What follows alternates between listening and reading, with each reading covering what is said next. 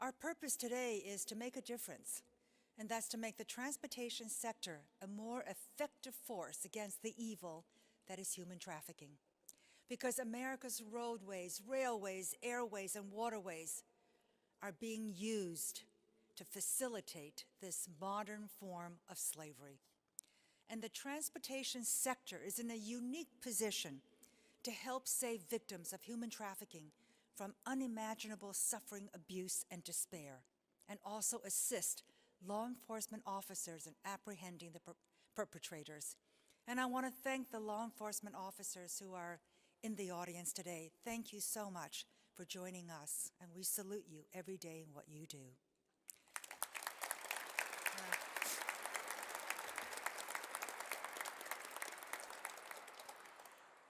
And that's why we're also calling upon transportation leaders to take a public stand against human trafficking by signing our Transportation Leaders Against Human Trafficking pledge.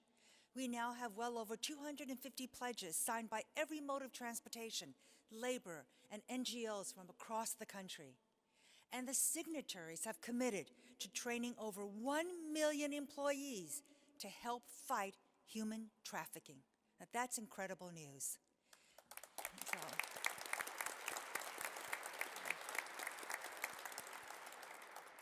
And I'm going to go on record to say that the department is committed to obtaining 100 more pledges over the next 100 days.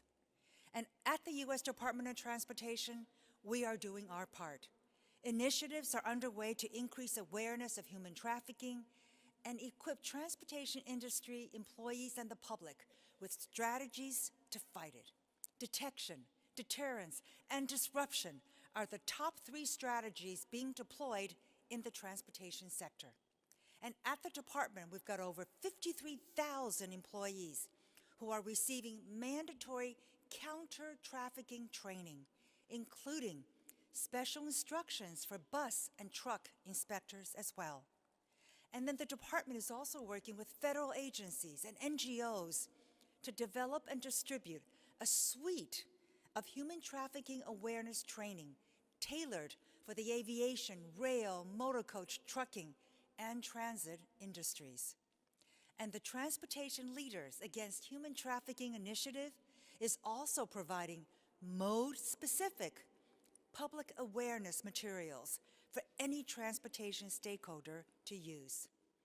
The department is partnering also with the Department of Homeland Security, so important, on the Blue Lightning, as mentioned, initiative training for aviation. And this also facilitates counter-trafficking public awareness campaigns at major transportation hubs.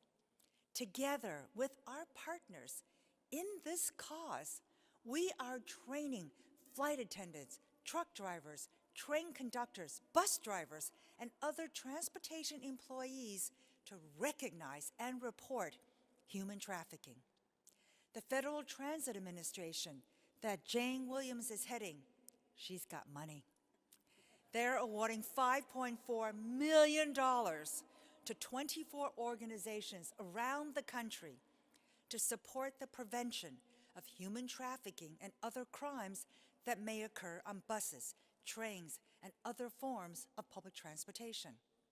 And in 2019, FMCSA, the Federal Motor Carrier Safety Administration, that's under Jim Mullen, he's got money too, is awarding over $1 million in grants to combat human trafficking through driver's license standards and programs. To incentivize innovation in fighting human trafficking, the department recently announced a Combating Human Trafficking in Transportation Impact Award. This is a $50,000 award that will encourage the development and sharing of creative solutions to combat human trafficking in this sector. Submissions from individuals as well as organizations are being accepted through this Friday, so go on www.dot.gov. And the department is also implementing the No Human Trafficking on Our Roads Act to help ensure that those who use a commercial motor vehicle to commit human trafficking lose their commercial driver's license forever. So,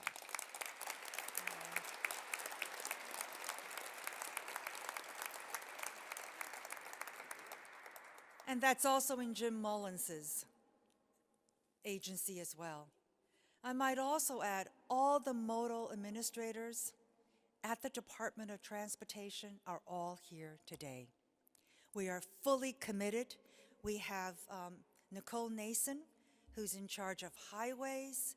We have Kurt Sheffer, who's in charge of airports and grants. We have Skip Elliott, who's in charge of pipelines, Admiral Busby in maritime. We have Sean McMaster, I might add, who's done a wonderful job pulling this whole program together and really coming up with the idea about the pledge. And so we want to give him credit.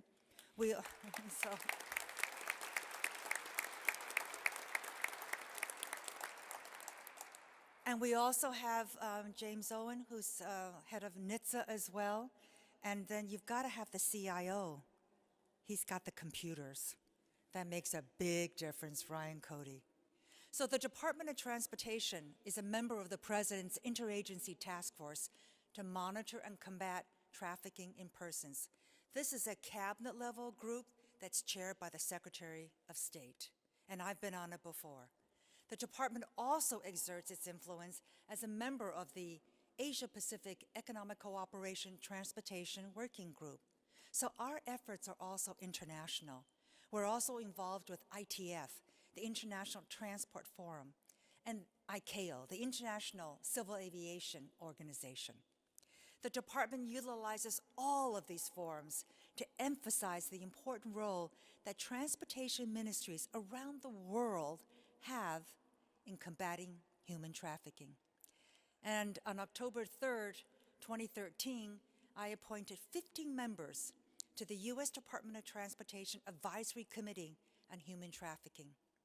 And this committee includes experts and leaders in all of the transportation modes, from industry to labor and law enforcement and non-governmental agencies as well.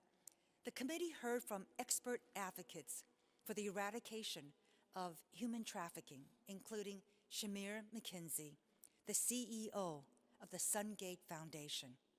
Shamir herself is a survivor of human trafficking.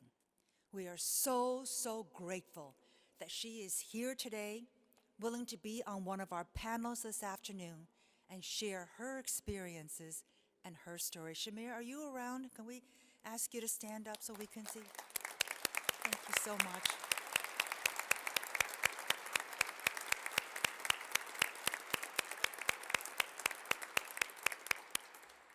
This is an example of an empowered and strong woman who has survived and triumphed through this experience because of those who noticed and who cared and who did something. So Shamir, thank you so much.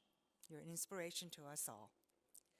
The committee submitted its final report combating human trafficking in the transportation sector in July, and we had lots of recommendations for not only the Department of Transportation, the Congress, individual states, private industry, NGOs, and local transportation authorities. So the department is exploring opportunities for addressing the committee's recommendations. We've submitted the final report to Congress, and we're sharing it with governors and state departments of transportation throughout the country. As the Attorney General mentioned, it is shocking to learn that in this day and age, something so horrible as human trafficking exists, and there's so many people who don't believe it.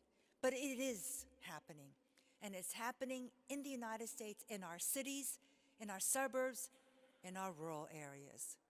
So I want to thank everyone who has made the training commitment. Please use your networks, your influence, to help enlist even more allies in this worthy cause. We have so many good people in this room and around the country who are in positions to help the victims and fight the perpetrators. So let's bring our best efforts together, the best strategies and necessary resources to this battle against human trafficking.